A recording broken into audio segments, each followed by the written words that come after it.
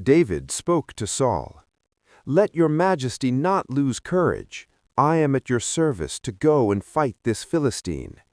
But Saul answered David, "You cannot go up against this Philistine and fight with him, for you are only a youth, while he has been a warrior from his youth." David continued, "The Lord, who delivered me from the claws of the lion and the bear, will also keep me safe from the clutches of this Philistine." Saul answered David, "Go, the Lord will be with you." Then, staff in hand, David selected 5 smooth stones from the wadi and put them in the pocket of his shepherd's bag. With his sling also ready to hand, he approached the Philistine. With his shield-bearer marching before him, the Philistine also advanced closer and closer to David. When he had sized David up and seen that he was youthful and ruddy and handsome in appearance, the Philistine held David in contempt. The Philistine said to David, "Am I a dog that you come against me with a staff?" Then the Philistine cursed David by his gods and said to him, "Come here to me, and I will leave your flesh for the birds of the air and the beasts of the field." David answered him, "You come against me with sword and spear and scimitar, but I come against you in the name of the Lord of hosts, the God of the armies of Israel that you have insulted. Today the Lord shall deliver you into my hand. I will strike you down and cut off your head. This very day I will leave your corpse and the corpses of the Philistine army for the birds of the air and the beasts of the field. Thus the whole land shall learn that Israel has a God.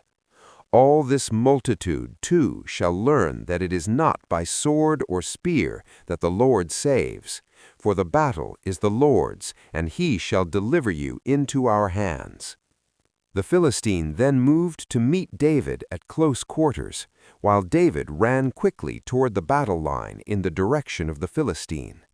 David put his hand into the bag and took out a stone, hurled it with the sling, and struck the Philistine on the forehead. The stone embedded itself in his brow, and he fell prostrate on the ground. Thus David overcame the Philistine with sling and stone. He struck the Philistine mortally, and did it without a sword. Then David ran and stood over him. With the Philistine's own sword, which he drew from its sheath, he dispatched him and cut off his head. 1 Samuel 17:32. Responsorial Psalm. Blessed be the Lord my rock, who trains my hands for battle, my fingers for war.